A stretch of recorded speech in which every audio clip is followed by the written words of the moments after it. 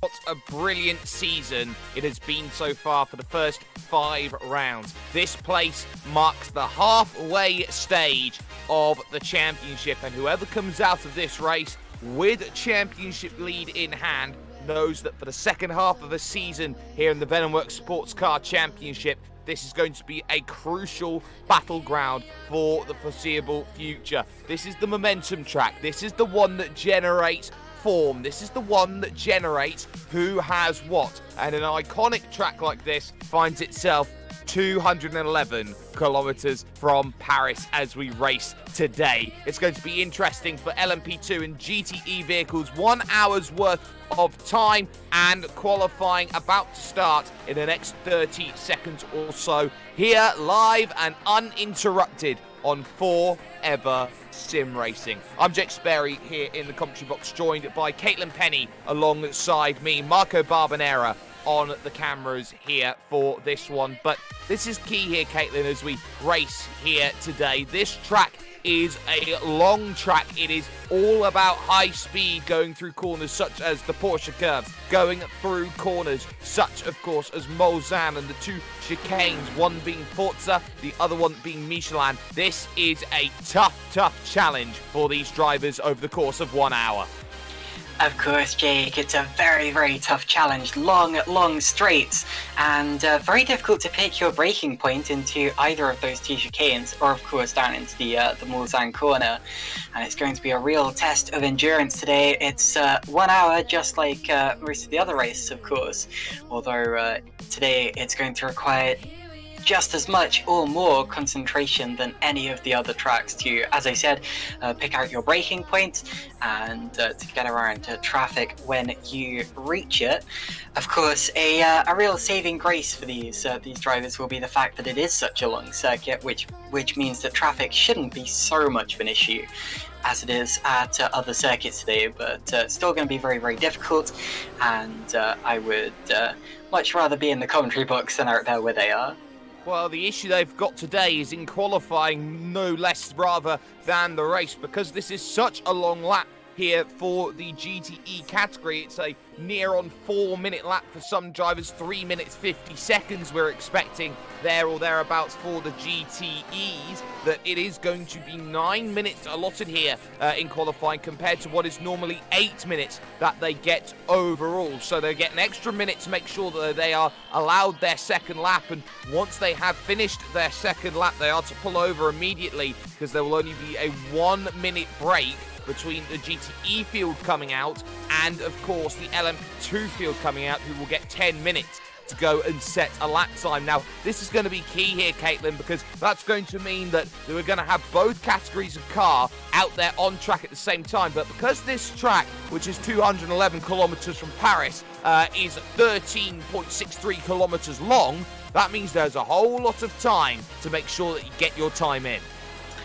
Yeah, but not many laps to actually do it in, and of course if you mess up your first lap, that means you only have one more lap. It effectively becomes one-shot qualifying, and if you make mistakes in both, which isn't entirely unlikely at a track as difficult as this one, then well, you don't really get a lap. You have to start from well down the order, depending on how many other people make mistakes and how bad those mistakes are.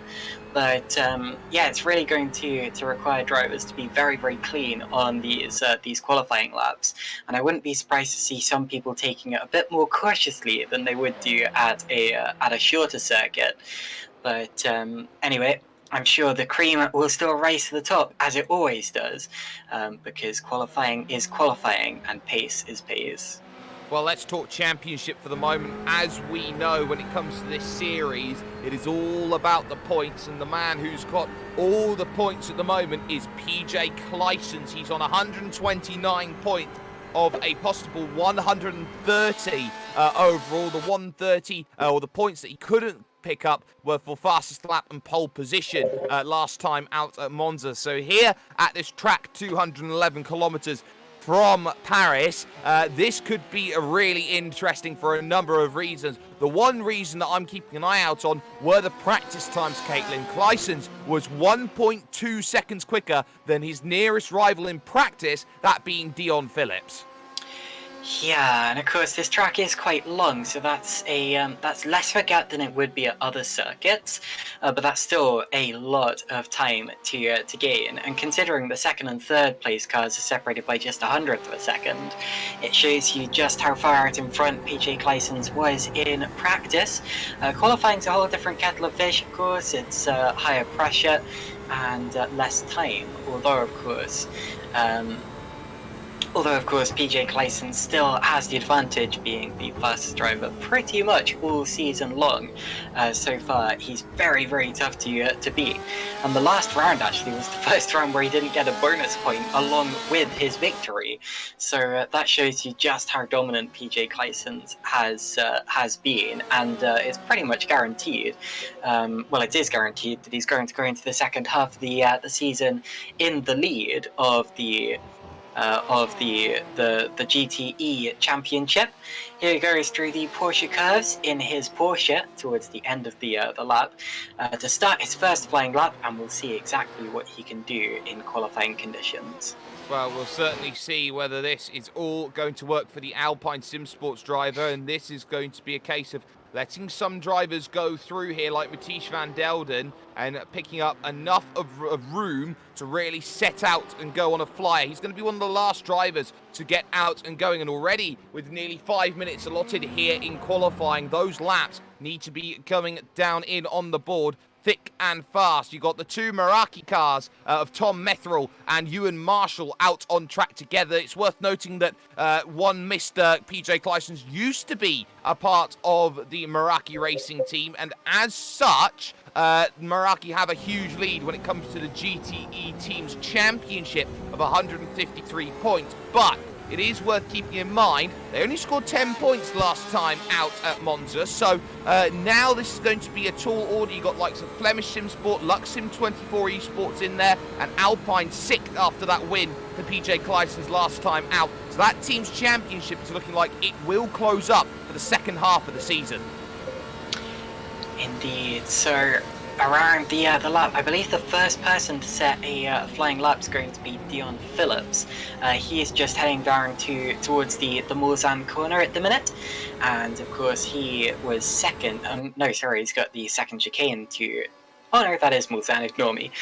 Yeah, he was second in practice, only a 100th of a second ahead of Ewan Marshall, and a little way behind PJ Clijsens in the fellow Porsche, but still could be a real contender here today. I always say, if you can be second, you can be first. All it takes is an incident or a problem for the car that's running first.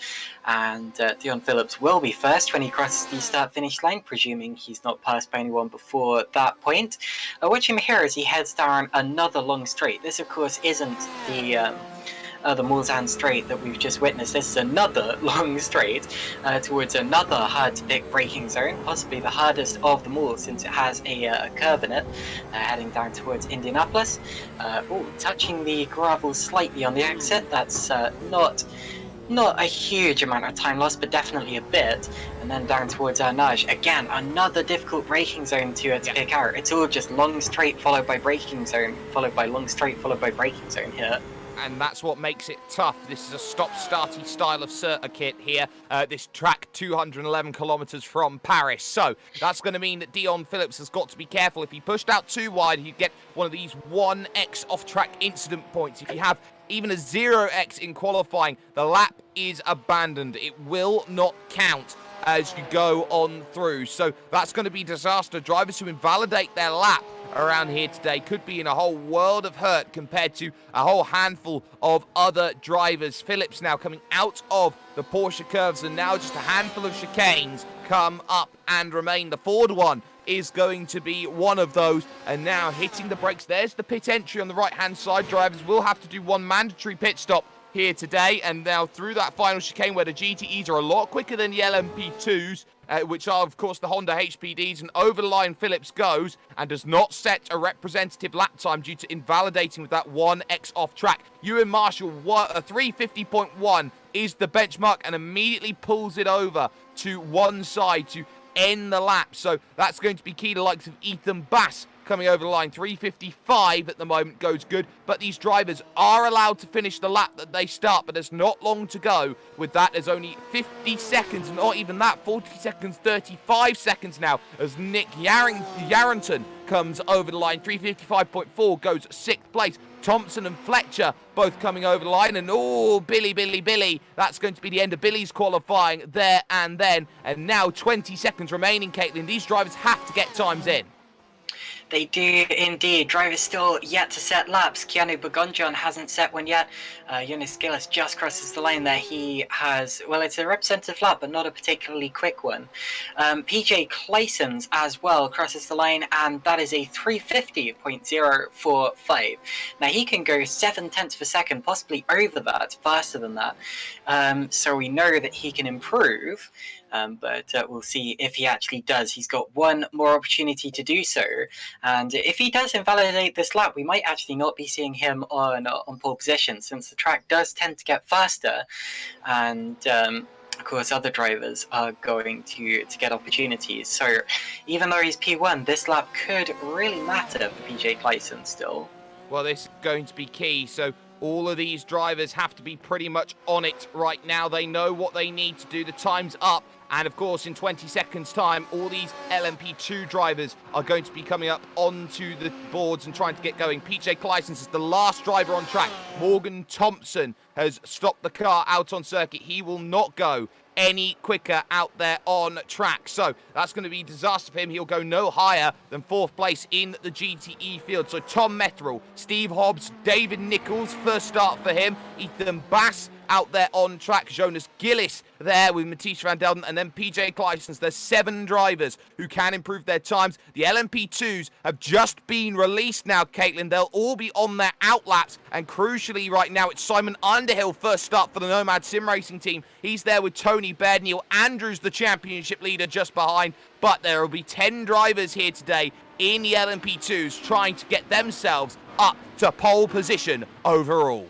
Luckily, I think by the time they got into their laps, the GTEs would have all finished theirs, and I don't think there are going to be any GTEs in danger of being passed by LMP2s on this particular time round, but we'll see. Remember though, the GTEs, they're still on flying laps. They can still complete these laps here. And once they've completed those laps, then they pull over to the side. But until then, they're free to push. So we're still watching the GTEs, even as the LMP2s head out onto the circuit. A reminder though, that the LMP2s you have to be looking out for in particular.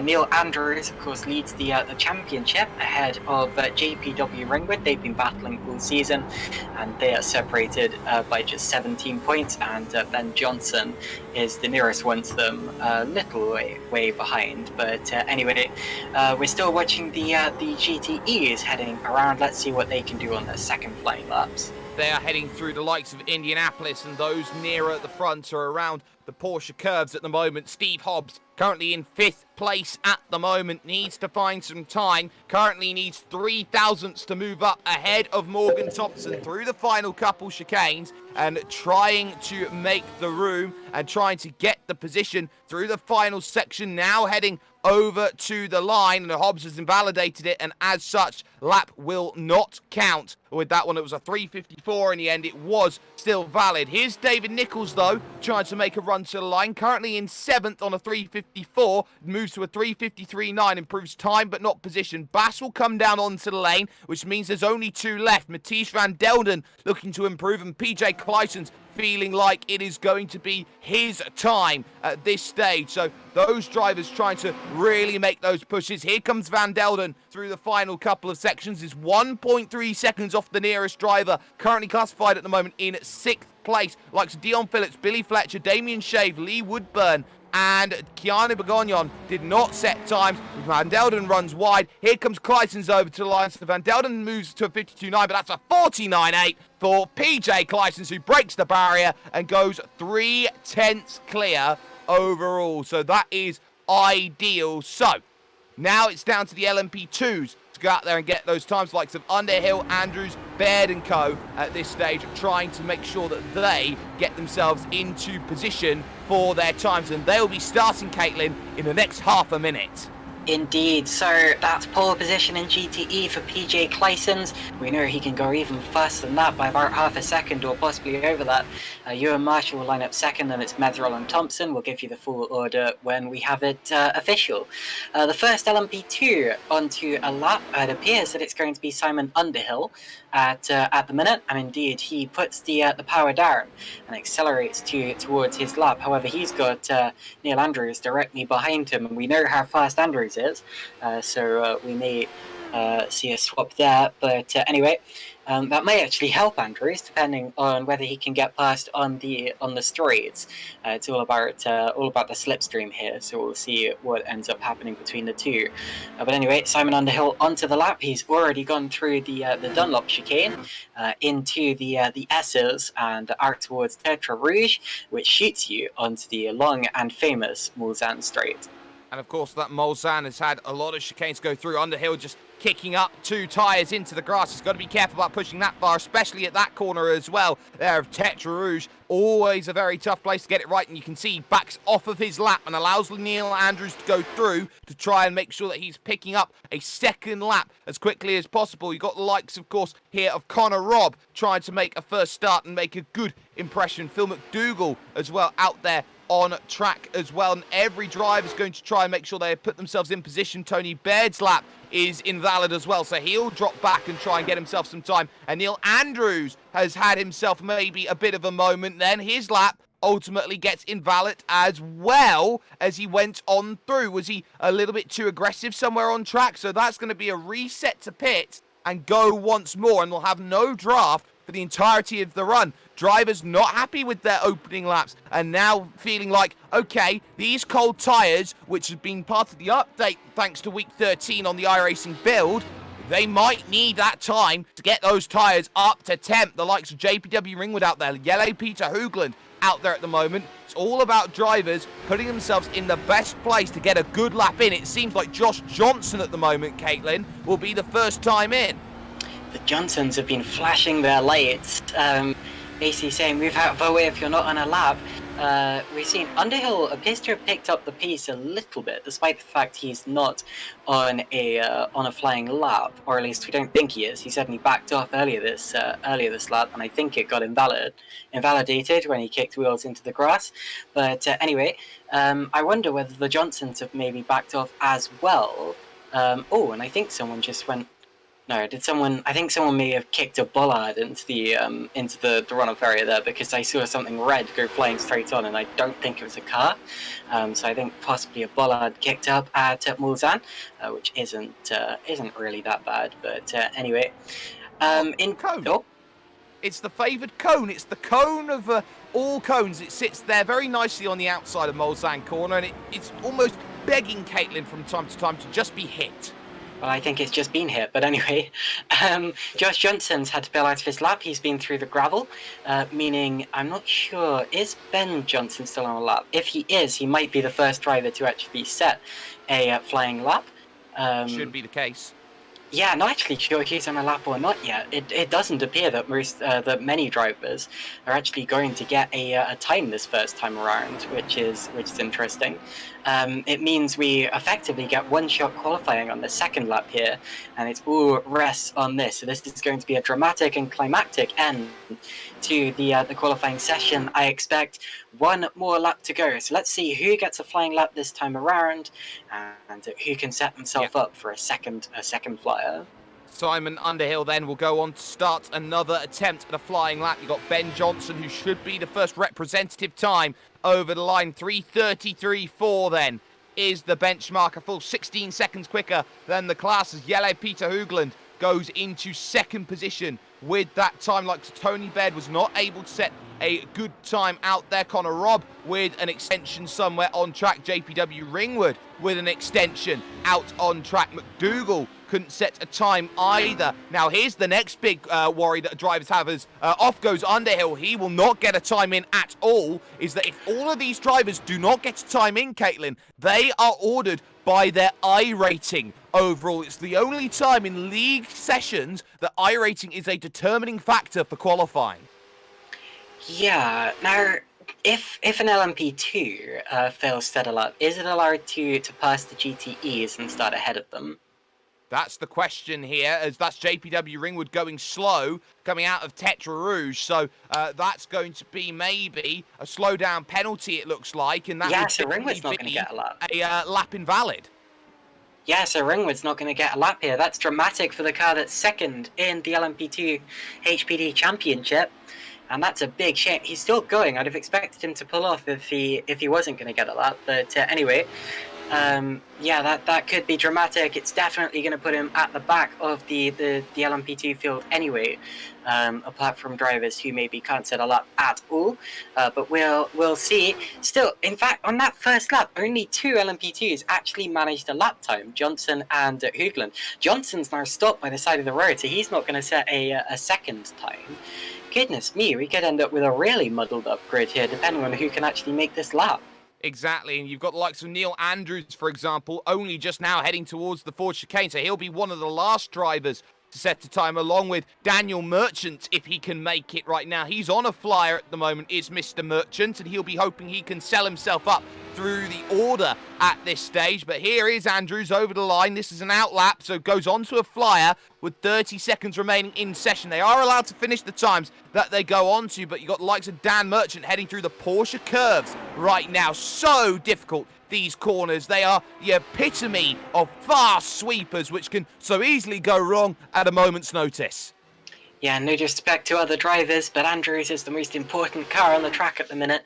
He could really shake up the order. He could turn it on its head and snatch that pole position away. So could pretty much anyone who can set a lap here. Time's out.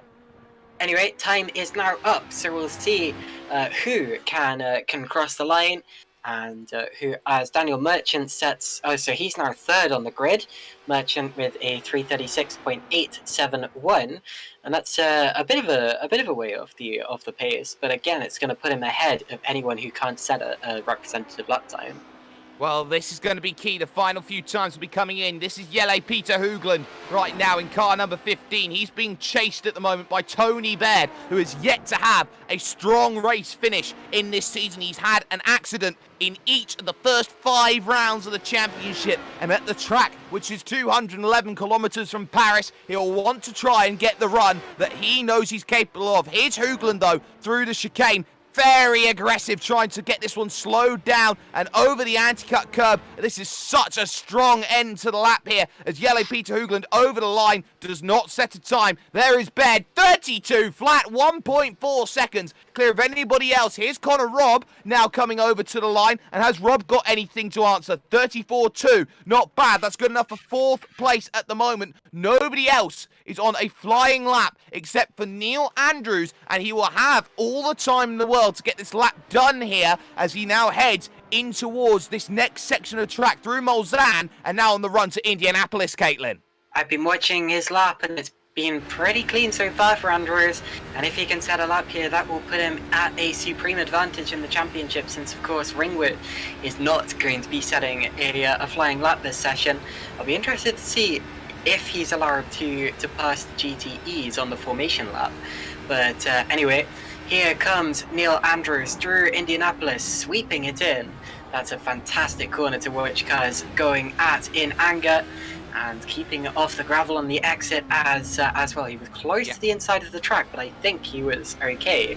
And his lap still appears very valid as he heads towards the Porsche curves. Well, this is it, the final sector of the lap. He's got quite a bit of time to work with right now as he's trying to maximise everything possible to get this one working in favour. He's one of the best in an LMP2 vehicle. He won't say it himself, but he is always up there when it comes to this Honda HPD ARX. And now through the second part of the Porsche curves, right up to that wall and that nice little curve, heading through the next right, which is always going to be screaming with the tyres, pleading for them to stop. And now look at that, so aggressive on the exit, maybe pushed slightly too far through that section of road. Now the final 2 chicanes come along, and this is where a lap can so easily be undone. Uses that small enclave there of the pit entry to gain a little bit more, maybe slightly early on the brakes there through the final chicane, but over to the line. Is it an improvement? It is, and it's pole, 331.971. It's enough by what is half a tenth of a second around a 13.63 kilometer track, 211 kilometers from Paris. But this is how qualifying looks. Neil Andrews will be on pole position with Tony Baird alongside. Then it'll be Benjamin Johnson and Jelle Peter Hoogland third and fourth. Connor Robb starts fifth and Daniel Merchant starts sixth. But crucially, a lot of names in your LMP2 division did not set times. Phil McDougall, Josh Johnson, JPW Ringwood, and Simon Underhill all not setting times. Caitlin with GTEs. Well, as I said, it was PJ Clyson's taking pole in GTEs once again, and the championship leader starts from first. Ewan Marshall will line up alongside him, and they'll be on the fourth row of the grid overall by the look of it, unless the non-lap-setting LMP2s can get past them on the formation lap, if they're allowed to. Tom Metherell will start third in GTEs, followed by Morgan Thompson, then Steve Hobbs, Matish Van Delden, David Michael Nichols, Ethan Bass, then it's Nicholas Yarrington, Eunice Gillis, but indeed there were drivers in that class as well who did not set flying laps, including Keanu Begonjan, Billy Fletcher, Lee Woodburn, Dion Phillips, and Damien Shave. Well, what's very, very key is that it's Clyson's old teammate Ewan Marshall who is closest in terms of time, but the main rivals, Keanu Begognon, Billy Fletcher, who's second in the championship, and Dion Phillips, who's got a great turn of pace, they're all going to have to try and make their way through the field over the course of 1 hour's worth of racing. We're about 35 seconds away before we take ourselves over towards the starting grid, and drivers giving themselves the 2 minutes to get themselves ready for 1 hour's worth of racing. But Caitlin, this track is so intense, so much high speed, is probably one of the fastest tracks in the world, being 211 kilometers from Paris. But the big key is going to be today fuel numbers, because they're going to pit earlier than what they normally would do in a race like this. Of course, it's a track with a lot of history. In just a couple of days, it's going to be hosting the iRacing 1,440 minutes in the French countryside, which I am very much looking forward to hearing about. And today, of course, it's hosting round 6 of the Venomworks Championship, the 211 kilometers from Paris round. And yeah, it's going to be a unique challenge for the cars. I love the fact that we have so many different types of circuit on the calendar. We've already been to Daytona, long roval type course with a lot of time flat out. You've had Interlagos, which is tighter, twistier, higher altitude, and more elevation change as well. We've been to Sebring, classic, bumpy. We've been to the Circuit Gilles Villeneuve, which is short, tight, and difficult to pass traffic in. And of course, last time as well, we went to Monza, which was very much point and squirt slipstream battle. And I expect that today's race at the circuit, 211 kilometers from Paris, will be very, very similar to the last round at Monza. I'm also looking forward to some of the future rounds as well. You've got Catalunya coming up. That's a world-renowned international circuit. Spa-Francorchamps, even more so. Silverstone, possibly my favourite circuit. Brands Hatch, also possibly my favourite circuit. Phillip Island, and then also Okayama to round out the championship. It's a great year, and this circuit really enriches the calendar.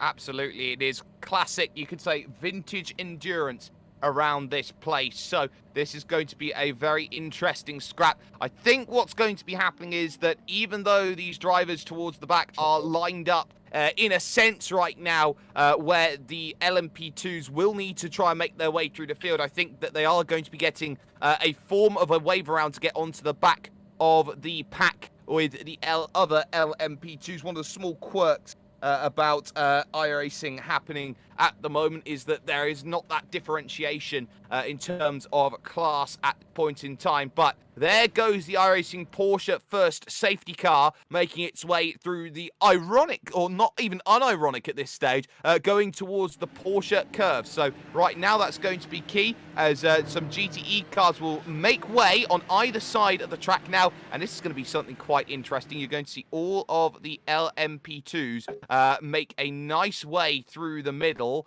and push on forward and make sure that they gain the places that they need, and everyone else is going to be going forward. So that's going to be key here today as everyone gets themselves ready. So we should expect the LMP2s to come into full view at this stage. Right now they're all lined up properly and they should all be in a good position right now to get themselves ready for their start. So through the Porsche curves that come along, Caitlin, who's your favourite for both categories of victory today? Oh god, well it's going to be hard to bet against PJ Clyson's, but surely it's someone else's turn to take the crown. I'm going to go for Ewan Marshall, and in the LMP2 category it's going to be close, but I reckon Tony Bird's got something to, or Bed's got something to prove today. I reckon he's going to go over it.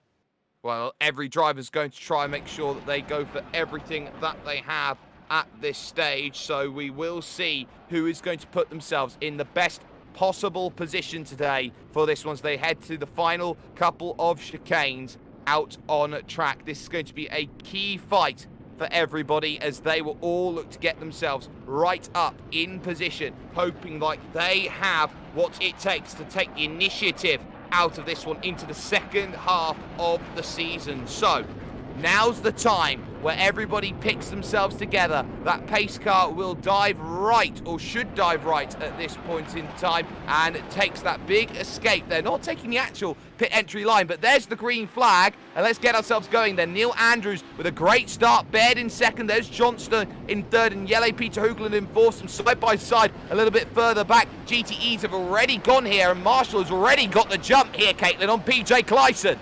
Indeed, Ewan Marshall leads the GTE class. PJ Clyson's crosses the line second, and they now head up to the first chicane as well. It's clean in the LMP2 category, I think.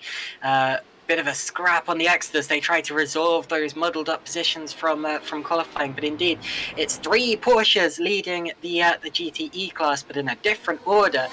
As Mathieu van Delden ran wide going across the escape road, and I think yes, everyone has made it through cleanly in the GTEs as well. So that's a good start, and they are side by side in the LMP2s now. Three wide. Look at that. In the background, three wide, absolutely. Merchant and McDougall and Underhill, three wide. A slowdown penalty for Jelle Peter Hoogland. Let's go four wide, are we thinking here? Mr. Ringwood trying to get in on the action, is he, at this stage? And yes, and now they're going to encroach on more drivers. At the front, it is now Tony Baird who has the lead, but somehow they've all done well, except McDougall, who's gone straight on there at the Forza chicane. And Clyson. And Clyson retakes the lead of GTE. He's got it back in the slipstream. Porsche passing Porsche. There's three Porsches right together for the lead. Sorry to interrupt you there, but yeah, we have had a change for the lead, and that didn't last long. PJ Clyson straight back through, but we'll see. What can Ewan Marshall do about getting him back again? He knows he needs to hold him up, because otherwise PJ is just going to be off into the distance. So yeah, fight for the lead in GTE. Absolutely a good fight that's coming on at the moment, and trying to get things ready here as they go through. Merchant struggling with a slowdown now, and that's going to drop some time here as they go through. Josh Johnson, Ben Johnson, two Johnsons side by side. Underhill under pressure from Ringwood right now as they go through and fight for fourth place at this point in time. Trying to go through the next right-hand corner here into Mulsanne, and on the brakes, just about pulling it up nicely there. Little kick on the exit, but Underhill falls behind Ringwood then as they go through in the LMP2s. It's some Meraki's and former Meraki cars at the front of your GTE category right now. Clyson's there with Marshall, with Methrel there in third position. And look at this behind contact, huge contact behind Bass. That's Billy Fletcher, who has almost run into the roundabout there with David Nichols there to contact from behind. And that's such a good job from Billy Fletcher to keep it all going. Everybody checks up behind him as he blocks the road. Woodburn and Yarrington there slowing up, but lucky that there was no contact and there was some runoff down at the exit there of the Mulsanne. Absolutely, of course, that's a public road, so he would have ended up heading all the way down to Paris at that rate. But anyway, now he's under attack from other drivers, and they're just going to stream past him into Indianapolis if he's not careful, losing a lot of ground in that. He's got a Ferrari on his inside of David Nichols, and actually he's managed to keep that. So really good work for Billy Fletcher not to lose more places in all of that. But anyway, what an exciting first lap in the GTE field. Absolutely, and it is, of course, still exciting when it comes to the LMP2s right now, because they still have a license to attack at the moment, as right at the back of this LMP2 pack they are scrapping it out at the moment. We've got the likes here of Yellow Peter Hoagland down the inside of Dan Merchant and doing just enough to keep things going and keep things nice and calm over the course of the opening lap of this race, as everybody is through without too many dramas. Baird leads, Andrew second, and Connor Robb is currently in third position as things stand at the moment. Back though to your GTEs, because it's carnage as with Keanu right now, as Keanu's had his own moment coming through the final part of the Porsche curves, just puts a tyre on the grass, he gets it all wrong, and then behind that Nichols runs wide, and ultimately they go and thread the needle around both ways to try and get by him. Yeah, so the order continuing to shake itself up on the first lap. At the end of the first lap, it's Baird, followed by Andrews and Robb in the LMP2s, and in the GTE, still Claessens, followed by Marshall, followed by Metherall, but Metherall's just had a mistake, I think, and through into third goes Morgan Thompson. So Thompson up into third, and that for Metherall, I think he cut the chicane, no, he got a slowdown. He got a slowdown, but I'm not sure where from. But anyway, that has put Morgan Thompson up into that third position. And as we all know, it's lap 2 where the slowdown penalty is at its toughest here, and it's Underhill who's got one, and Connor Robb, it seems, has got one. And so straight down the middle, why don't we go through and see as one LMP2's gone by. So straight through all of them right now is JPW Ringwood up into third place. Exactly what he wanted to see. Both drivers effectively cutting too much of Forza, and then there were the troubles. And as we did see, there was one car right in the back of GTE's who did have a spin that looked like, to me, Nicholas Yarrington, who went around at, I believe that was that was right there at the right, just before Tetra Rouge, cutting the apex on the inside, a tank slapper, and does hit Armco going through that right-hand bend.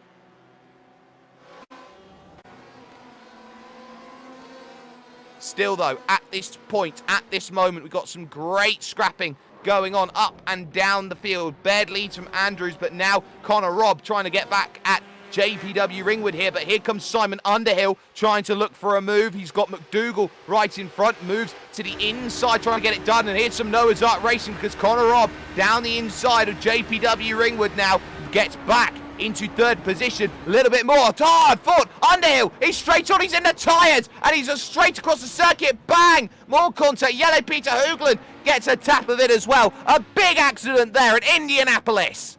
Absolutely, and that's so easy to do. It's difficult to judge where your opponents are going to go in the braking zone, and Yellow Peter Hoagland was a very innocent bystander to that one, but that could be dramatic in terms of his championship, because he's been held back by bad fortune in the past, and now he's had another little incident there, not by his own doing at all, but yeah, that's an accident black spot is Indianapolis, and I'm not surprised we've had one there in the second lap. Well, there were hard-fought battles between those in the LMP2 division, and just like that, the whole face changes once again. This time it was not Tony Baird, but more rather his teammate Simon Underhill in the Nomad Sim racing car. There has to be a curse or something, as Underhill is in the wall again at the Porsche curb trying to get going, and soon PJ Claessens is going to arrive on the scene, and it's an a million-point turn. Simon Austin Powers Underhill just gets avoided by PJ Claessens and co, and that narrows Ewan Marshall going through that section as well, and it's on as well for 5th place in this GTE category. Look at Steve Hobbs, he's under pressure right now. Tom Metherall trying to get the recovery going. Dion Phillips just in front of that, and they've got that slow Nomad car trying to limp its way to the pits. We'll go wide here and make sure that pit lane is in the offing. Metherall's been passed by Hobbs, as you said. They were the other way round last time I looked at them. And actually, Dion Phillips getting through as well, so a big change for order in the GTEs. Metherall, I think, has probably had more than one slowdown on this lap, but anyway, through to the end of the lap they go. The leaders in LMP2 still separated by just a second. I was watching them intently on the last lap. They're still obviously reacting to each other's body language. And in the GTEs as well, Claessens has started to clear off. I told you that would happen if he wasn't held up on the first lap. And the closest fight in that group is Steve Hobbs trying to fend off Tom Netherell at the minute. Exactly. You've also got Matisse Van Delden and Ethan Bass, who are close together on the road at the moment. And there goes Keanu around there at the first chicane, doing a nice 360, getting it back going. So Keanu, back into the matrix you go, trying to find a way to move on forward in car number 4. And off goes Metherell on the run to Tetra Rouge. And that's going to allow Van Delden now the chance to go through on the first of 3 Mulsannes, so to speak, as they move on forward. So that is Metherell running wide, pushing a bit too hard. And there were tyres in the grass as well from Steve Hobbs. And that's the issue of following the lines of the driver in front. Metherell's lost 1 place. Here comes the second. Ethan Bass to the outside, trying to get this one done on the run to the Forza chicane. And the move is complete. Well, not quite yet. He's still there. Look at that. Metherell coming right back at him, and off goes Bass. He's run through the gravel and might get a slowdown there on the exit. So Metherell somehow manages to keep that place, but it was very, very close. Bass flashing his lights at him, obviously was not very happy about Metherell putting up a fight there. I'll tell you who else is. Look at this. So JPW Ringwood's gone wide at the Michelin chicane. He's gone off the circuit. He's lost 2 places, having to serve a slowdown. And then McDougall takes advantage of Connor Robb down into the Mulsanne corner. And Robb trying to fight McDougall for this position. But McDougall now makes it 2 CXR black cars on the podium. Of course, McDougall was looking really, really quick back at the last round. Oh, and he's off. He's run wide, and he's dipped wheels in the gravel, and through go both Robb and Ringwood. So anyway, I was going to say he was looking extremely quick at the last round at Monza. It was his best round yet, and he was much faster than we've seen him at any other round of the championship. Yeah, not quite 2 CXR black cars on the podium yet, but he's back up the inside of Hoogland. Oh, there's contact. Hoogland's going to be off and through the gravel. That's Ringwood. That's Ringwood just about surviving and getting back on track. It's always tough there at that right-hand corner, the first part of the Porsche curves, down to the inside. Ringwood was trying to pinch the 1 car length, and they're sliding into the corner slightly there was McDougall. That was a tough, tall order between those two. Able to keep it going, and that is a gifted position back there by McDougall, unless he's got a slowdown penalty by running too wide, but ultimately loses 1 place, holds the second. So I think that was a redress there by McDougall to give Ringwood back the place. What it has done, though, is cost a lot of time here to the front 2, and there's been a change in the race lead because Neil Andrews is through on Tony Baird, slow down on the outside right, the final corner of the Porsche curbs. That's going to be a key place to watch that for slowdown penalties, because Tony Baird's gone too quick, and Andrews now, to the tune of 1 second, is in the lead. Yeah, that's a mistake from Tony Baird there, but it's an easy one to make. The first time I raced at this circuit, 211 kilometers from Paris, I got 3. Well, it wasn't slowdowns because it wasn't iRacing, but I got 3 drive-through penalties for going wide at that point. So yeah, very easy mistake to make. But anyway, Baird still with Andrews at this point in the race, and behind him as well, Ringwood, McDougall and Johnson still in a line, and that was sporting from McDougall to let Ringwood back through, but he's now back up the inside, and he's going to do it cleaner this time. I think he's up the inside, and yeah, that's done and dusted as they head towards the first of the 2 chicanes. Yeah, that's an easy pass then, using that slipstream here, but Ringwood's going to have it back in the second part of this one, and he's got Josh Johnson that he's bringing along. There's Ben Johnson just behind that as well, so this is going to be key. There's setup philosophy in play because Ringwood's a lot slower than Johnson. Johnson goes to the inside here to the Michelin chicane, and ultimately on the brakes that they are going to go through the left, and Ringwood's gone straight on again, and he's going to have to take the full escape, and Johnson goes sliding, so Ben Johnson's going to pick up 2 places here. It's disaster at the moment, and consistency really not there at the moment, and you've got to keep an eye on Tony Baird here because he's back within a couple of car lengths here of your race leader as Ben Johnson goes by JPW Ringwood, taking the full escape rope option. And Jake, I think we've had 3 retirements, Lee Woodburn, Keanu Begunjan and Tom Metherell, and I'm not sure when that happened to Tom Metherell, but indeed, oh wait, he went off at Oh, he went off at one of the chicanes and then just plain disappeared. That's an interesting one. But anyway, yeah, possibly race over for those 3 drivers in the early stages of the race. And a big shame for Metherall, who qualified 3rd in class. Exactly, all 3 of those drivers, all of who are in the GTE category, they are out of the race. They get 1 fast repair, and I wouldn't be surprised if all of those drivers have used it at this point in time. So, eyes on the race lead overall right now, because here's Tony Baird coming up towards the Porsche curves, right up underneath Neil Andrews, but he'll know better than to attack. Neil absolutely loves attacking these sorts of corners. This is his bread and butter. It's his basics right now, and he's doing a great job at this stage in time. Already 1/6 of the way through this race, almost to 1/4 at this point. And this is key as well to keep in mind. Dan Merchant will want to find a way through on JPW Ringwood pretty soon, who looks like he is really struggling at the moment with the car, and it is pretty clear in my mind that the struggle is there. Needs to find a bit more. Remember, if he continues to drop like this, he'll give a whole race advantage in the championship to Neil Andrews. That's not ideal, as Van Delden and Hobbs now nose to tail almost. They make the run all the way now to the Indianapolis corner. Indeed, so the gap between the leaders that last time around was less than 0.8 of a second, so Baird still not letting Andrews get away with it, and rightfully so. Also, fights going on in the GTE class still, as you said. Oh, it was a big spin.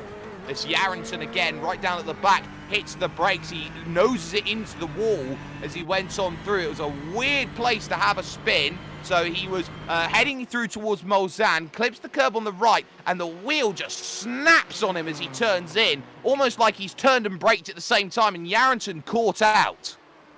Indeed, that's not his first incident today. He's not running last to his defence. Damien Shave is behind after, I think, making a pit stop. And also Simon Underhill behind in that LMP2 that we saw getting heavily damaged earlier on. He's made a pit stop and he's back out in the race. Other battles that are still going on. Ringwood is still, well actually, I think he's just got past Merchant maybe, but Merchant's still not that far behind him. And in the GTE class as well, Steve Hobbs and Mathias van Delden are pretty close, have been for the whole lap, and Delden... Until then, Delden's run straight on, and surely he'll have a slowdown for that.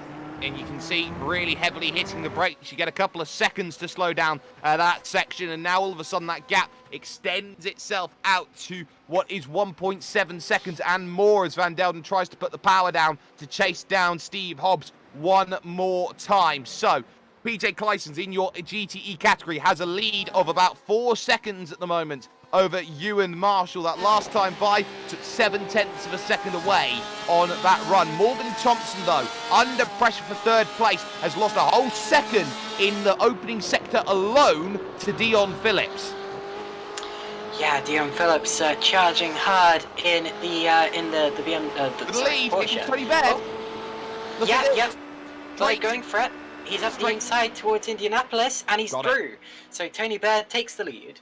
Absolutely easy done. Sorry to cut your thunder like that, but they can see Neil Andrews. He had nothing to argue with through that section of road, but we're seeing a different philosophy, maybe a low downforce set compared to a medium downforce set we are seeing right now. Tony Baird seems to be better when it comes to the straights, but when it comes to something like the Porsche curves, Neil Andrews, I think, is going for a different style of philosophy here today, which is going to give him a better shot going through this section, easier potentially to run behind someone like Tony Baird as they now head through the Porsche curves. Through the Porsche curves they go. Of course, Baird only lost the lead a couple of laps ago with that slowdown, and he's already gained it back today. I told you he'd have something to prove. He's a man on a mission. And as we head towards the end of the lap, we'll see what the gap ends up being.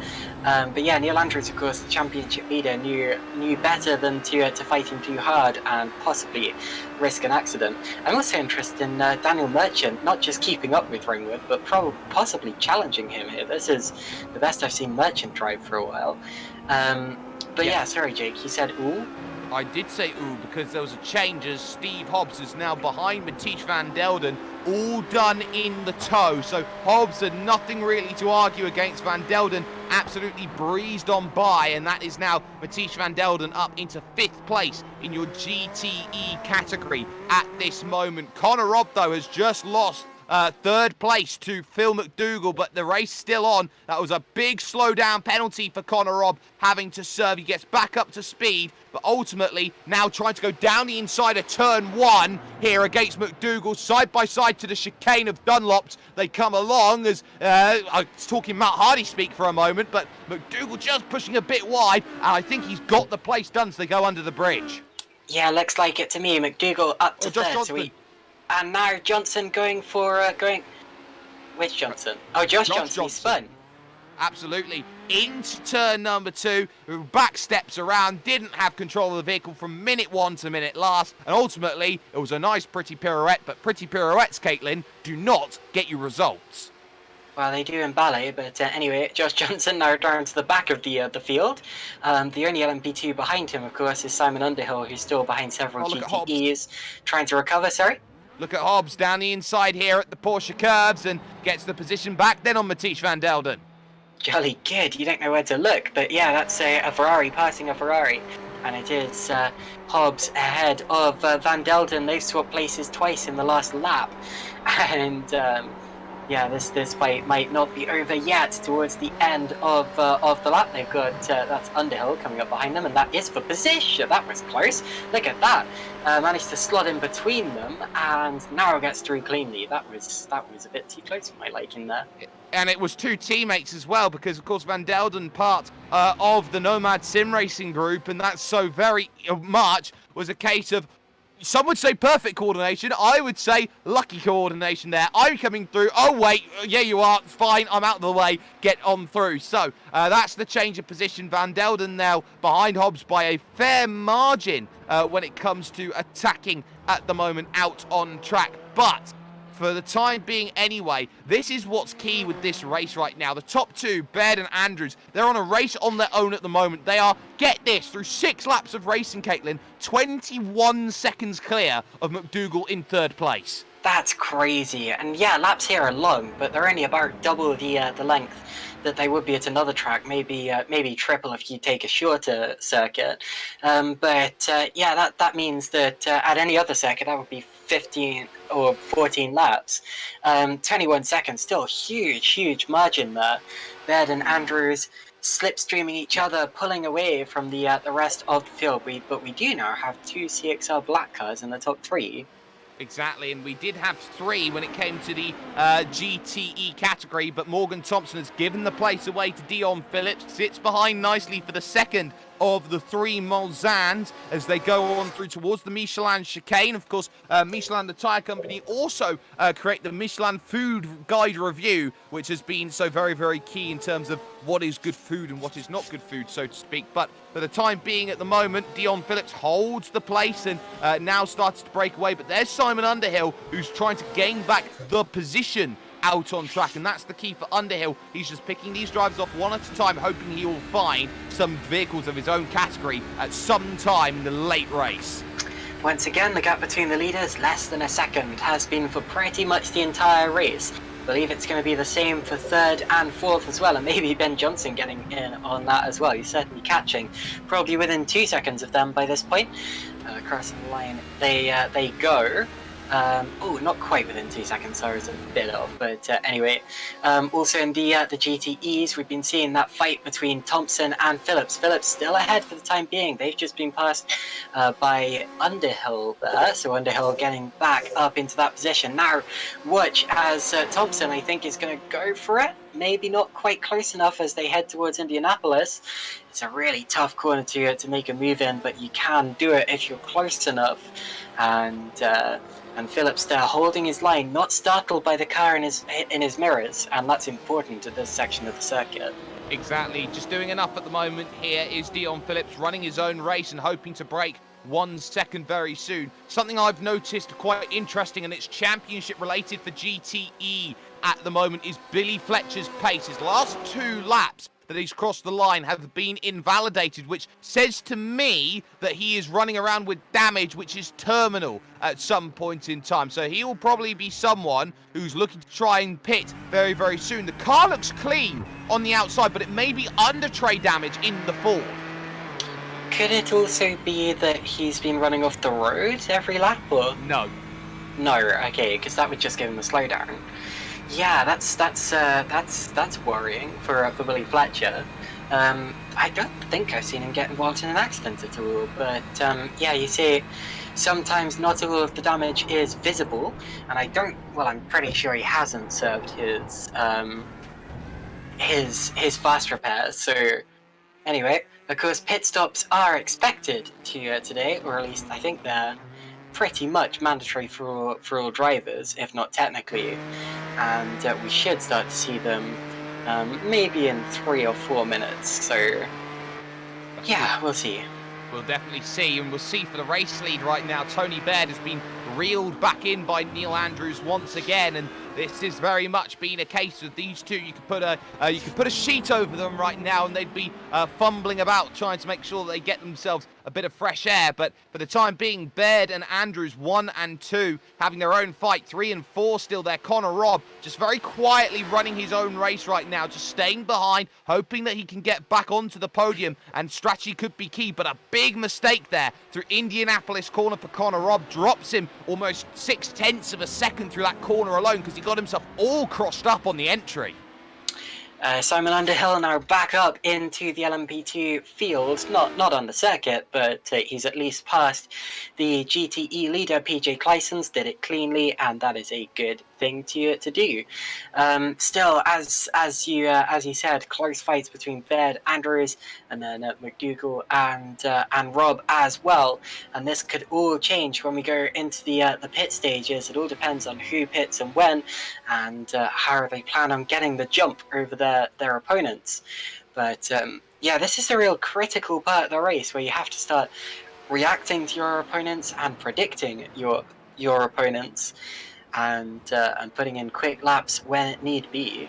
But it looks like that Billy Fletcher, after his stop, has actually just come back out, so that would explain that. Nicholas Yarrington has made a stop, or is in the pits now, taking a stop right now. So this is the first of the GTEs looking to try and make that move, and that's Connor Robb around in the tyres there after the final corner, and he just catches the gravel on the outside, puts it sideways into the tyres, which is the nicest way to put it in, able to get them out and going again. But look at what it's cost him. It's cost him 4th place now to Ben Johnson, and suddenly there's JPW Ringwood sensing maybe a bit of weakness.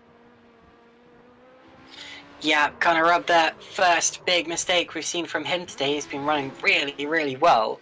But I do like the way that he released the brakes at just the right moment to put it in sideways rather than rear wheel first or front wheel first. That was very well done. He's obviously had a good few accidents in his time to practice that with.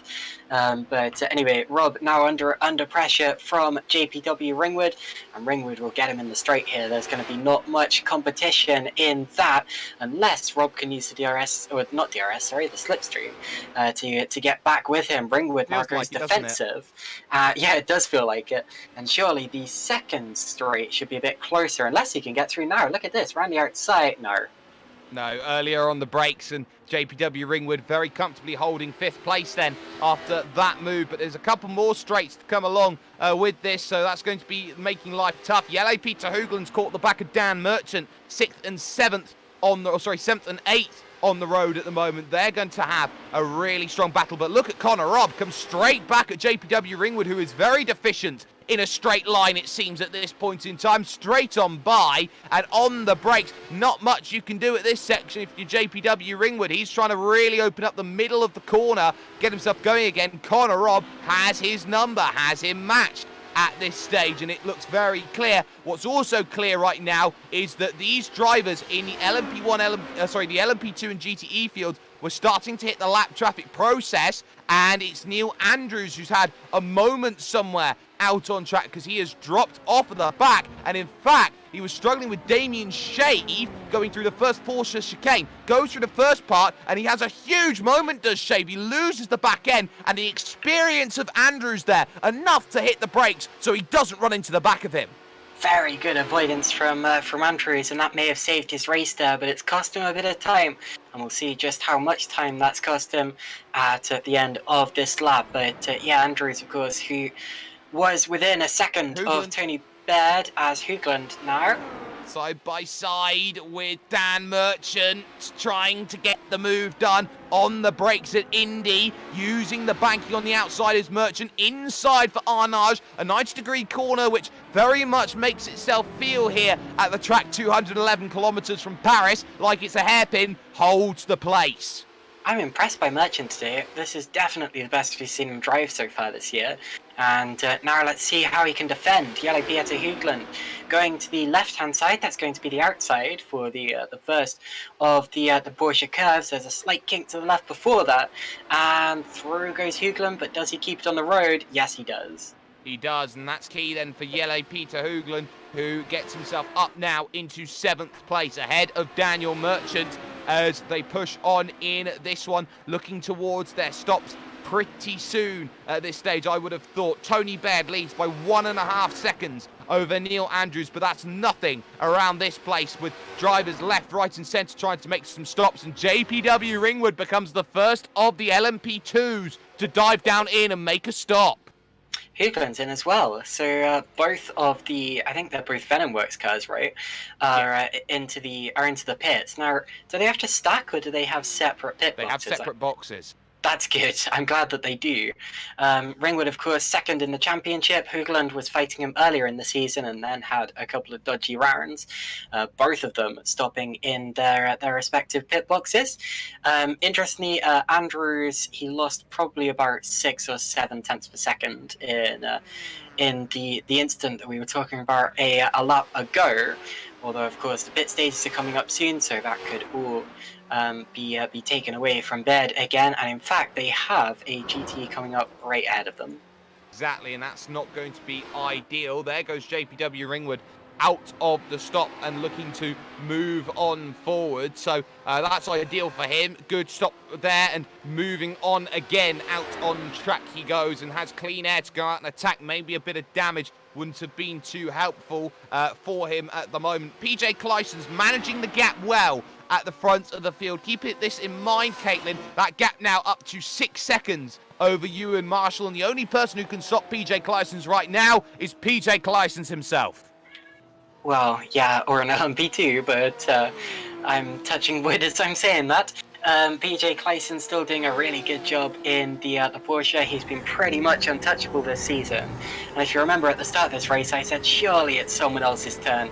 I'm not sure that it will be, but we've still got a lot of time left to go in this race. So we'll see what happens. But yeah, PJ Clyson's, you just can't fault him this year.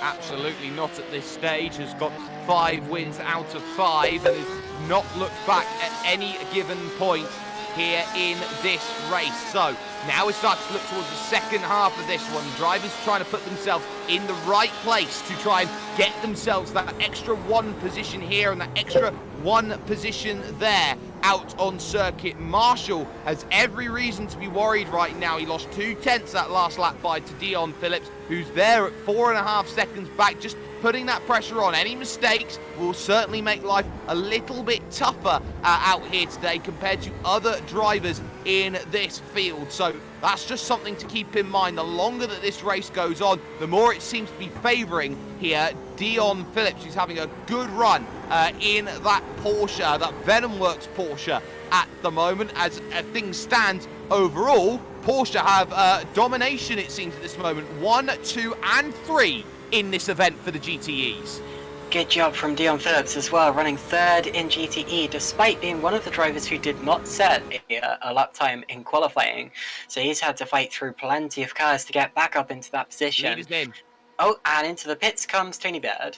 And Neil Andrews behind. It's a battle of pit crews at the moment, and Neil Andrews may decide to fuel save this one, take maybe a 1.5 seconds less fuel and hopefully get himself out and away the moment that Tony Baird moves. He sees himself in the box right now. He's got the last box for the fact that he got pole position on a 3:31.9 at the track, 211 kilometers from Paris. But for the time being, Tony Baird now coming in. McDougall in from third, Johnson in from fourth, and Rob in from fifth. It's a very small window of strategy here today, maybe 1 or 2 laps. There goes Tony Baird, and he goes by a long margin here over Neil Andrews. So maybe it was Tony who decided that he wanted to play the fuel-safe game, because he's gained 3 seconds in the stop.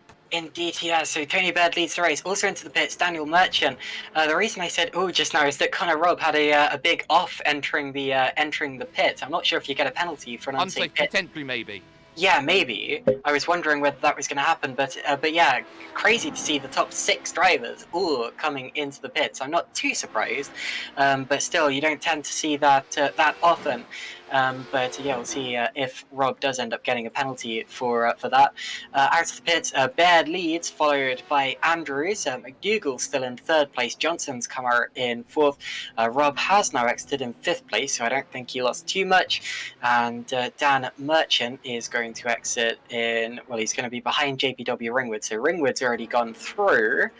And will Hoogland go through as well? I don't think he will. No. So Merchant comes out ahead of Hoogland, quite a long way ahead of Hoogland still. Yeah, Yellow Peter Hoogland just struggling a little bit coming out of the pits compared to JPW. He's not had the best of laps, so that's why he's behind. So big key, a battleground then for Tony Baird. Remember, Tony Baird has not had a victory or in 5 races. He's been someone who has definitely proven time and time again that he has had the pace to go out and challenge drivers at the very, very front of the field. But Caitlin, the key has been unable to string together an entire hour's worth of result out on circuit. That's why he is down in 8th place in the championship overall at the moment, with a grand total score of 34 points only. That is a huge hurt for what he needs, and he's only had 1 result where he could be proud of, and that was his 2nd place at Sebring. It's been all cases of woe and misery, but finally leading an event as wide goes Andrews at Mulsanne Corner. Was it Baird who led the race at Daytona and then crashed, or was that Andrews? It was both of them in 2 separate incidents. Goodness, well, they're both fighting for the win here, and we're now over halfway into the race, as well as Ewan Marshall's into the pits. This is key. Ewan Marshall, one of the first to come in your GTE category right now, with Dion Phillips and Morgan Thompson staying out. So this is going to be to try and cover off the move here. Ewan Marshall is right now. He needs to keep himself with a gap. He knows the drivers behind are quick with a capital Q, and now that stop's going to be very interesting. Keep in mind the longer that things go on, and also you've got to keep in mind right now that Conor Robb for 5th place is being chased down by JPW Ringwood out on circuit. This a key fight for the championship in LMP2 right now, Caitlin, with the fact that Ringwood here is losing a lot of points to Andrews, who's picking up 18 at least. Yeah, Ringwood's not had the best of days so far. Of course, he was one of the drivers who didn't set a representative time in qualifying, whereas Andrews, of course, running 2nd. He's been fast with a capital PH and is really keeping up with Tony Baird. But yeah, JPW Ringwood coming into this round 2nd in the championship. He has quite a big margin over the driver in 3rd in the championship, but this race he would have envisioned or planned. Well, it's all about planning, it's all about vision at the moment, and we are seeing drivers now just trying to make sure that they've got themselves in at the right position. Nichols in, Gillis into the lane, both of whom going through. But now look at that time from Neil Andrews. He's down 7.4 seconds. Ringwood backwards in the gravel. Sorry for shouting, but he just had a massive tank slapper through the exit of the Porsche curbs, and around he went, and that was scary. I thought he was going to end up in the barriers there.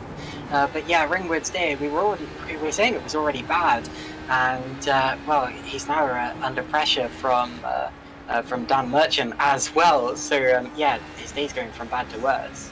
Exactly. So JPW Ringwood really having a horrible event by his standards. He's been quite hit and miss, and Sebring was exactly the same. He's now very far behind in 6th place. He's now 14 seconds off of Connor Robb. Dan Merchant only 3 seconds back, and Yellow Peter Hoogland actually down on the lane. So now that means that Yellow Peter Hoogland's had a moment somewhere out on track, which has caused him to have a lot of damage, it seems, to come back in again, or he just simply has not filled the car up enough here today to make it to the end. So he's coming down into lane, and that's Josh Johnson as well down in with damage. So it's clearly damage for a lot. And Johnson was on his roof. Johnson was upside down in the Porsche curves, so get a look at this if we can. So there was, oh, goodness me, that was contact with Damien's shave, and that was not a close shave. That was pretty much, you've nicked blood there.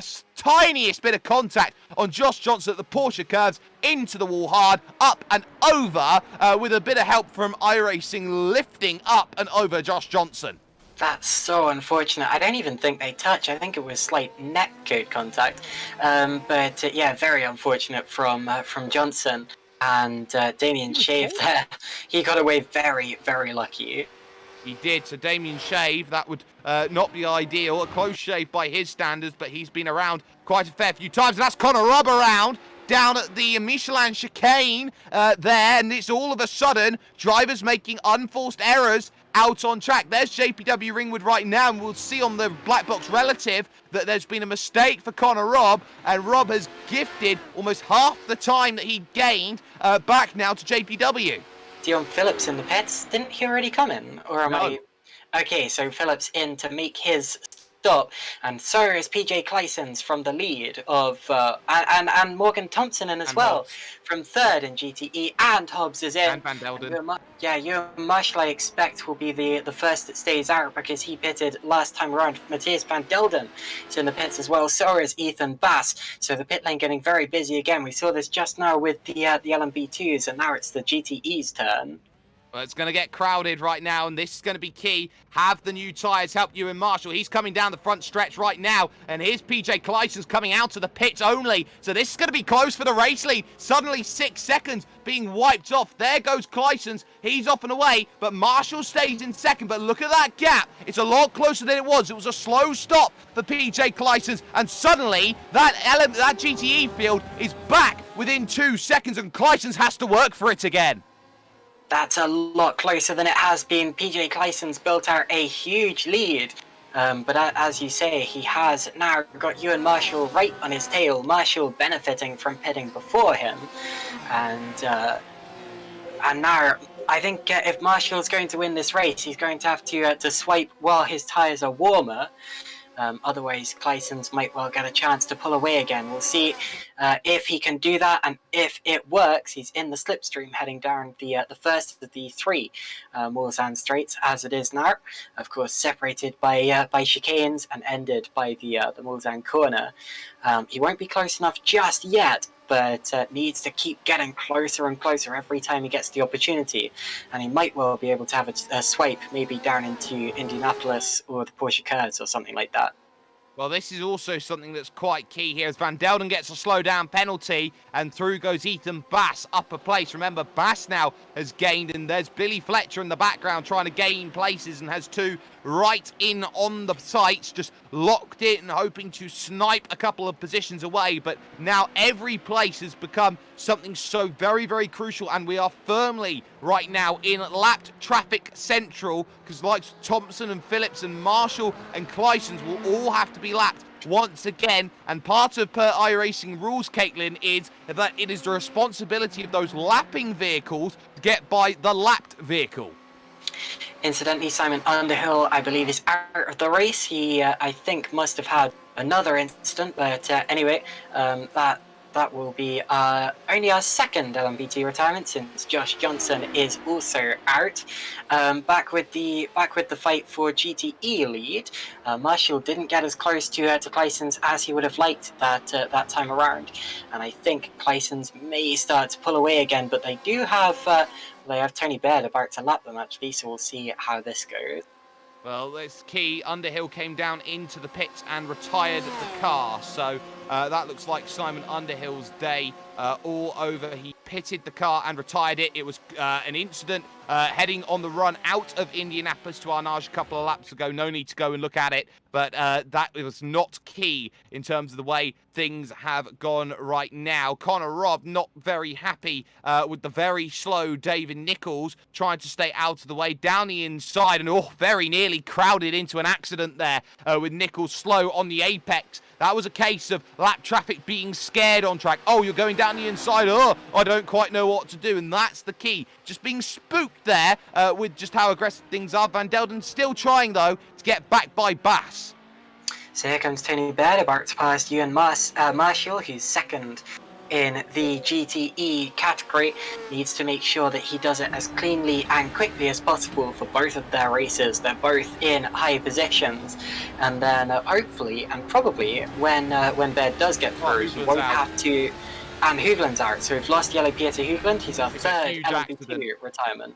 It's a huge accident. Porsche curves, gravel on the outside, speared into the wall there. That safer barrier, and actually, I believe, gets a bit of a help, I do believe. Just about avoids Shave, trying to flick spin it around, but ultimately Hoogland goes down in onto the lane. His race over and done with then for today. A shame to see, but now look at this behind Mathieu van Delden. Bass is there, and actually he's through now once again is Mathieu van Delden. But look at this, trying to get through. Huge wiggle from McDougall, who's third, remember, at the moment. And look at what he's trying to piece together. Those GTEs are quicker through these final two chicanes, mind you. And now when they put the power down, McDougall will try and blitz on through that superior power and grunt that the HPD Honda has. Moving to the right-hand side, will comfortably dispatch of both. But that is always going to be a very nerve-wracking position to find yourself in.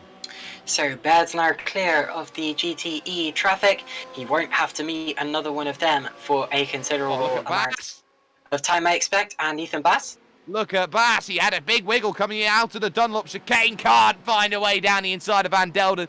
Door firmly shut by the Ferrari, and Bass has to wait again.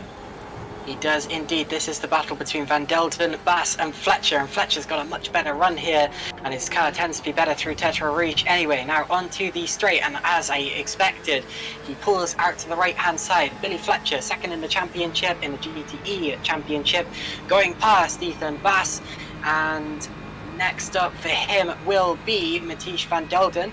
Bass there. Could come back. Could come back, yeah. I think he's lifted out to that one here, Caitlin, there. Just 7th position being gifted. And again, heavy on the brakes is Ethan Bass, not wanting to risk Billy Fletcher, who he would feel is quicker right now. And Van Delden uses all of the road, and I think Billy uses a little bit more as they go on to the Mulsanne second, so to speak, as they continue their fight out here on the road. Worth noting that the gap's still 7 seconds at the front overall here in this race, but here is more traffic finding a way through this three-car scrap. This is Ben Johnson in 4th place, weaving a way through, has a much easier time of things than Phil McDougall has going through, so that's nice and ideal. But again, this now becomes a case of every point matters here for Billy Fletcher, because if he's dropping more points, remember, he's got 30 points to his nearest rival in the championship in 2nd place. But thinking about it, he's already 57 points back, and to think he's in 7th place right now, 6th is probably his best result probably that he's looking at here. This is a huge drop of points, which could give almost a 3, if not already, a 3-race buffer for PJ Clysons at the halfway stage. Yeah, Clysons has pretty much got that in the bag, and I don't want to sound like I'm calling it too early, but it's going to take a miracle for anyone to beat him. Billy Fletcher, though, giving it his best shot, and he's still leading the best of the rest trophy, I suppose you could call it. Now going past Mathieu van Delden, and he will be on the inside for Indianapolis there. That's an important move, an important place to have, and an important move there for Billy Fletcher. He's now free of Mathieu van Delden. That's Hobbs.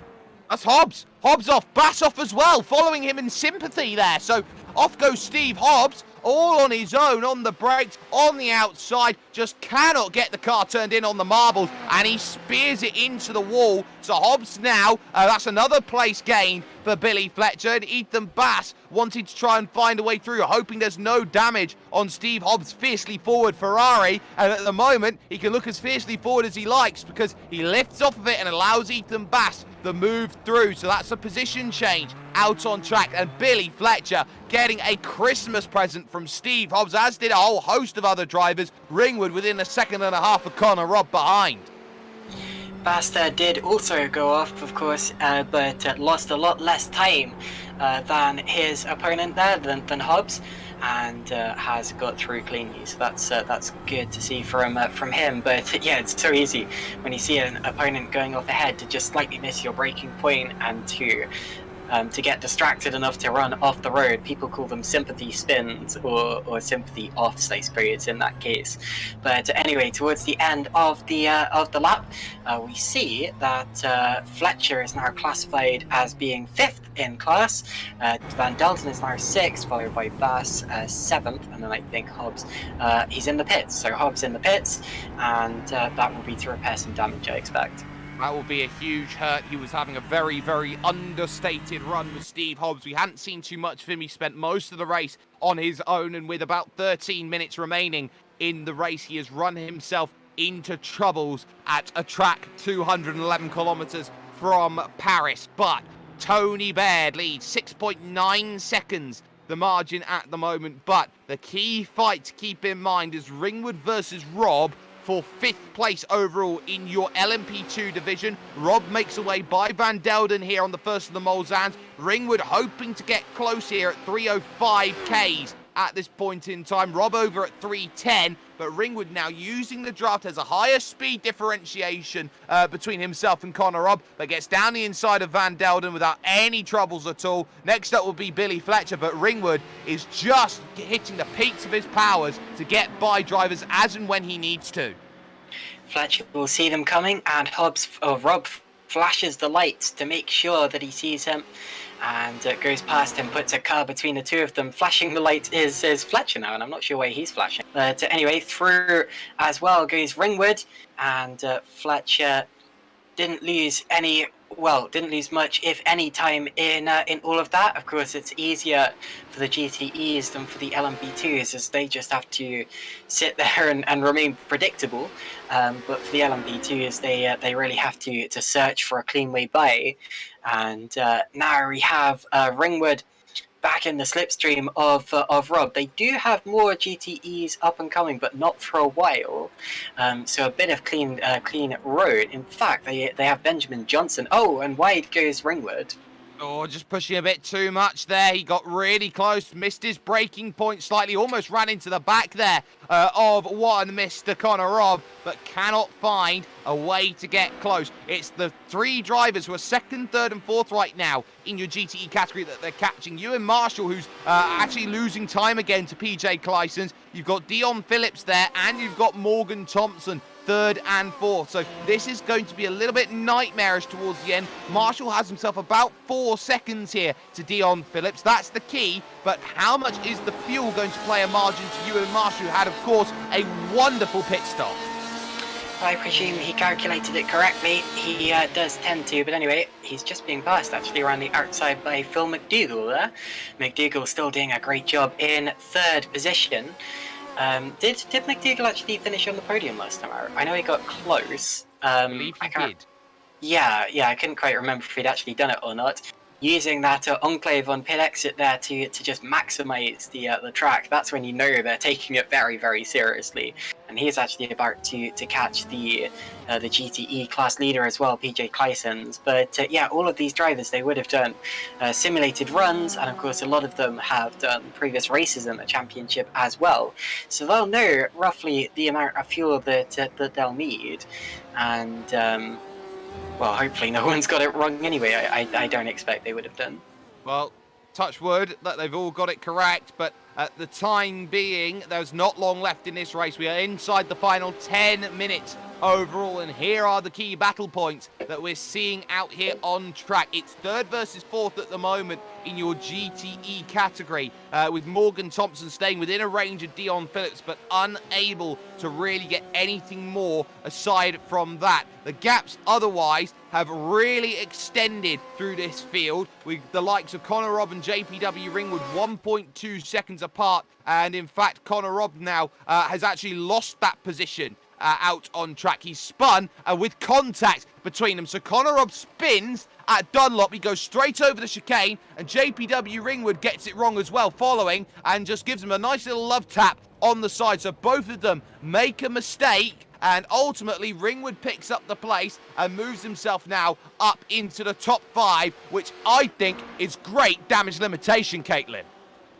Goodness me, those two have been up and down the order all day. Rob's already had, I think that's his second or third spin by now. Yeah, damage limitation for these guys, especially for JPW Ringwood. 5th place in the order, and just needs to finish to keep himself in contention. Which he's doing. He's on course for a top 5, which isn't too bad at all. But again, you know, still would have hoped for better today. He doesn't tend to finish behind Ben Johnson, who's currently running in 4th position, and that will be. And I mean no disrespect to Ben by saying that, but that will be not what Ringwood was hoping for still. Well, he would have hoped to have been up there. He was as high as 3rd place in this race today, but ultimately the top 2 have been a cut above the rest at this stage overall. And to think that there's Barcelona coming along in 1 month's time, 4 weeks' time, so to speak. Now that's going to be a little different of a challenge altogether, because that Barcelona circuit, the Circuit of Catalunya, Caitlin, of course, is all about high downforce. Absolutely, and it's going to be tougher in terms of traffic as well. There's going to be more traffic expected, and as it's a tighter circuit with a higher downforce level, I'd say it's about medium downforce, but because there is a higher downforce level, it's going to be tougher to pass the other cars as well. Here comes Rob. Oh, yeah. Trying to find a way through on the run to Indianapolis there, and that's very heavily defended by Ringwood. Rob trying to go around the outside, can't find it there, so Ringwood is defending with everything he's got at this stage. He knows what he needs to do. Hold on for the final, what is going to be probably 2 laps then of this event, and that came out of relative nowhere for JPW Ringwood, who seems to be struggling here at the moment. Look at this. Connor Robb's got almost 20Ks. Is there a cone stuck underneath JPW Ringwood's car or something right now? Because that is an easy move from Connor Robb into the Porsche curves, and JPW Ringwood now suddenly looks like he's limping. He's been looking like he's been limping the entire race, to be honest. But anyway, we are now on the penultimate lap of the race. We have just 1 more to go after this one, and yeah, Tony Baird still does have quite a long way to go in this lap, and a few other GTEs to pass. Actually, he's about to lap Yarrington for the 2nd time. Yeah, not really that long to go now. Probably about 5 minutes left of actual on-track running. Oh, mistake for Rob. Oh, mistake for Rob again. Yep, he's just gone far too deep in the final chicane, just trying to get it all slowed down, and he tries to get himself going, serving a slowdown, but they're side by side. But again, JPW Ringwood running wide. Can he slow it down? No, he can't. He's gone far too deep. Now he'll have to have a slowdown penalty here, and Connor Robb's going to break away. So that was very much the gunslinger's last attempt there at getting himself moving forward. But of course, what happens to most gunslingers in the movie is that they have themselves a heroic death. And just like that, the challenge for 5th place, heroically for JPW Ringwood, seems to be in its final stages. And a month of cheese days, was he going to stop before then? But anyway, JPW Ringwood now back down into 6th position. Connor Robb back up into 5th, and Rob needs to stop making little mistakes like that. Sorry? Billy's in the pits. Oh, Billy Fletcher. Yeah, he's come into the pits. I think he's needed a splash and a dash or something like that. He may have pitted slightly too early, and he gets himself back out and away. He's behind Bass, and he's behind Van Delden. Miscalculation for Billy Fletcher. He, of course, we talked about him being the driver 2nd in the championship. Oh, Tony Baird's off! He's in the tyre! Oh, no! around. He's in the fence. Tony Baird, he was clear by 9 seconds. All of a sudden, Neil Andrews will turn up onto the scene. How much damage does Tony Baird have in the late stages? He had 1 lap to go. This is Tony Baird, who of course has had incidents pretty much every round so far this year, and Neil Andrews, well, he might well be a sitting duck depending on how much. He's got a lot of damage. I'm looking at his steering now. That car's going to be handling awfully, and as he heads to the Porsche curves, hopefully he knows how bad his car's handling. Yeah, look at that. Neil Andrews is going to get him here. I'm absolutely sure of it. There's 1 lap to go. Andrews needs to get it cleanly. That's a tough place to catch a slow-moving car, and Bird does not want to give that up. Well, you can see Tony Baird right now. He doesn't need to serve a meatball flag at this stage. He can drive the car home. But look at what Neil Andrews is doing. Wait. And there is the heartbreak for Tony Baird, who once again gets himself the race lead once more in a race where Neil Andrews' mistakes came in. But Tony will have to come in, take the 1 fast repair, and get himself out and going again. You can see how messy of a stop it is. And maybe McDougall now could take 2nd place overall. Neil Andrews here has been gifted 25 points, and at the moment the person who will be pretty much shaking his head the most here is JPW Ringwood right now as the last lap starts here in this event. Caitlin, how far will Tony fall? That's got to feel absolutely tragic for Tony Baird. He is in the pit, so he's had to serve a meatball flag, and he's going to keep falling further down the order. McDougall's up to 2nd now. It looks as if it's going to be a CXR 1-2. We're on the final lap of the race, and Tony Baird serves his fast repair. So and Johnson spun. Johnson spun. So Johnson, who could have got up to 3rd there, has had his own little incident. Yep, final corner, goes around, clips the curb on the inside, and only just now gets it going. The good news is he's got a big gap to Connor Robb, and there's JPW Ringwood struggling heavily with under tray damage, as through goes Dan Merchants now up into 6th place. So the absolute nightmare weekend for JPW Ringwood now is all but complete at this stage. PJ Clysons has the lead in your GTE category, and at this stage, Caitlin, a monstrous gap to those behind, like Marshall, his former teammate, Dion Phillips, and Morgan Thompson.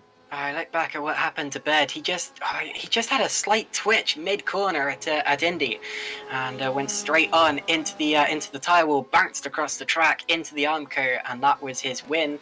Well and truly taken away from him. He's going to be 3rd at best now, actually I think he is going to be 3rd. He just needs to keep it on the road for the remainder of the lap.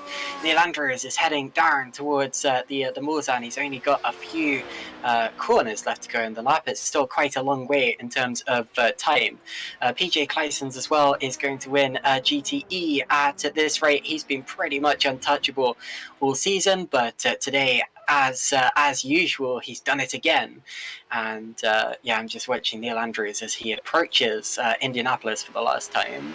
Well, anything can happen in sim racing, and normally it does. And who would have thought that a corner like Indianapolis, we would see another J.R. Hildebrand moment, so to speak, as they went on through. Andrews now just needs to quietly bring himself home. He is 27 seconds clear of his teammate, and for the 2nd consecutive meeting, it looks like a CXR Black 1-2, knock on wood, at this stage. Questions will come up for Tony Baird. Another race victory that has fallen by the wayside with another mistake, this time as late could possibly be. But now, heading to the Porsche curves for the final time and just gently running it through this section now as Neil Andrews is putting no pressure on at this stage. Waiting almost, it seems like, for McDougall, hitting the brakes through the right of the first Porsche curve at 202 kilometers an hour, unless at this stage that he is struggling with something else, and that could be the fuel number that he could be struggling with as he tries to get himself going forward. So Neil Andrews now,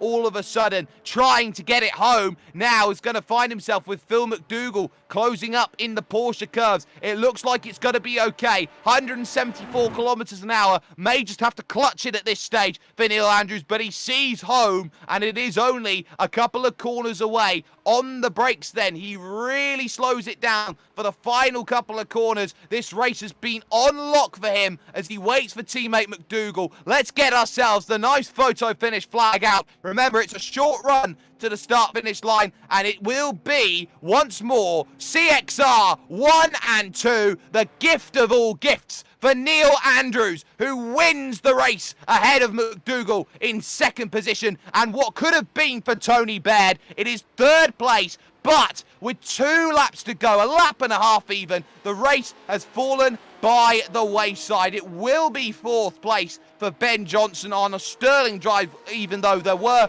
a couple of errors. But now the timer starts to tick here as we wait for your GTE category leader driver, now heading through the Porsche curves right now, to come over to the line. And it is going to be a 6-pack at this stage for PJ Clysons, who will come to the line and win at a track 211 kilometers away from Paris. Easily done. PJ Clysons takes GTE again. PJ Clysons, what a drive, flashes the lights, he crosses the line immediately ahead of Dan Merchant, who does the same thing. And we've got Ewan Marshall finishing second. It's a Porsche. Oh, and it's not quite a Porsche 123 because Morgan Thompson's got Dion Phillips right at the end there. Did Phillips get a slowdown or run out of fuel or something along those lines? He was very slow. No, I think Morgan maybe just got past him, but anyway. Run to Indy. Close finish between the two of them, so not quite a Porsche 123. And actually, I'm going to give Morgan Thompson my driver of the day for that, because Thompson, he was so good all day long. And we knew that the Porsche was going to be the most competitive car here. It does tend to be at this circuit, as it's so fast in mid-range and late-range acceleration. But yeah, Morgan Thompson snatches the podium right at the last minute. Dion Phillips is fourth in GTE, and he's probably feeling rather robbed at the minute too.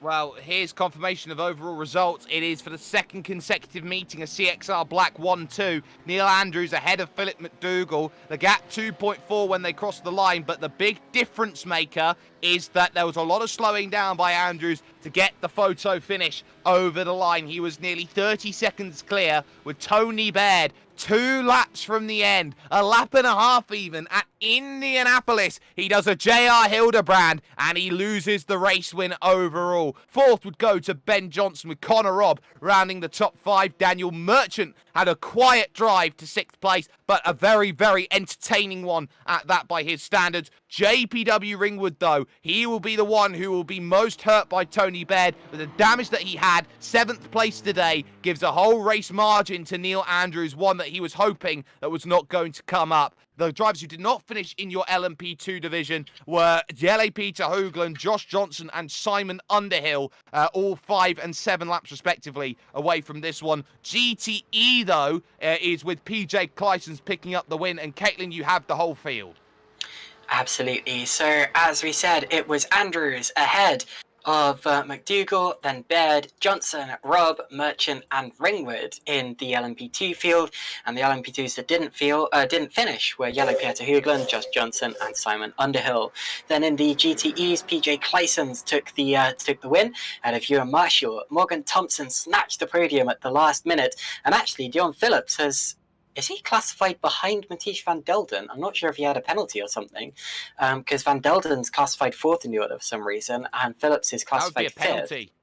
Yeah, so possibly a penalty there for Phillips. The final corner. Then we've got Ethan Bass, and then Billy Fletcher, who had a bit of a torrid time today, and I wonder whether he lost second in the GT Drivers' Championship, possibly to Ewan Marshall. No, I think Marshall was too far back. Then we have David Nichols finishing his first race in the series, Jonas Gillis, Steve Hobbs, Nicholas Yarrington, and Damien Shave. And then the 3 retirements in that class were Tom Metherell, notably, who had a great qualifying, Keanu Bugonjon, who will be gutted, and Lee Woodburn, who was our first retirement. So those are the retirements. Those are the people who ran themselves into a big battle up and down the field today in terms of what's going on. We will have drivers in for interview. Neil Andrews joins us right now. Neil, you must feel like Dan Weldon in the 2011 Indianapolis 500, because that was a J.R. Hildebrand moment if ever I saw one. Honestly, I was settling for second place. The racing gods were not on my side. I kept catching traffic in the wrong place, and I was like, lost 10 seconds now. I'm just going to settle for second, looking at the championship and everything. And then suddenly coming to Indianapolis, I get my spotter saying, yellow flag, there's a car crash. And I was thinking, hold on a sec, I can see the GTE, so it's not that. Come around the corner and there's the HPD with damage as well. And I was like, oh, all my Christmases at once. Well, we're about halfway around the year from Christmas, so it's a pretty early or a pretty late present, either way you look at it. But Neil, not only is it the fact that it's a race victory, but it's the fact that it's a 1-2 finish for the second consecutive meeting. People talk about bringing up momentum at this track, which is 211 kilometers from Paris. Do you feel that you yourself at this stage have found form at just the right time? I'm surprised at this track. Le Mans is not my favourite circuit. So I think tonight's race was just going to be do as good as I could do, and then of course if people are going to accidentally drop it, I'll take it. I know it's a victory, but it's a bit of a shallow victory really. But as they say, to come first you have to finish. So. We will be grabbing some momentum. The tracks coming up now are going to suit me more. I say that now, and I'll probably have the worst races for the rest of the season. Well, we'll certainly see. But of course, in 4 weeks' time, we're looking at a wonderful track, that being, of course, the Circuit de Barcelona, Catalunya. So in terms of higher downforce, is that something that suits you in the philosophy at CXR? A higher downforce tends to be better tracks? Yes, it does. As you saw early on in the season, people were running low downforce at Interlagos, and I was running the medium downforce. So yes, the medium downforce really does suit our driving style for the HPD over the low. The low just unsettles the car a bit too much.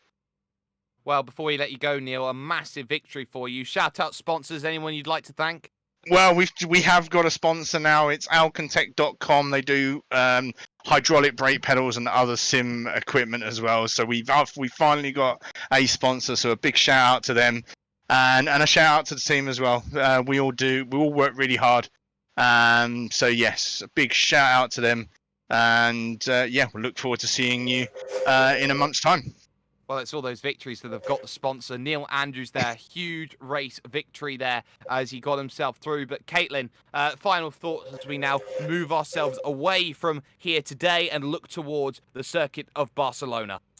Wow, what a fantastic race. The circuit, 211 kilometers away from Paris, has delivered to us today. It was unpredictable the whole way through in both classes for both podiums, with the lead changing in the late stages, and also a fight for GTE honours in third place as well. I'm just really looking forward to it, Barcelona, and it's such a shame that we now have a month's break until the next race. But one half of the series done. I've enjoyed it like heck, and I'm sure the second half of the year will be great as well.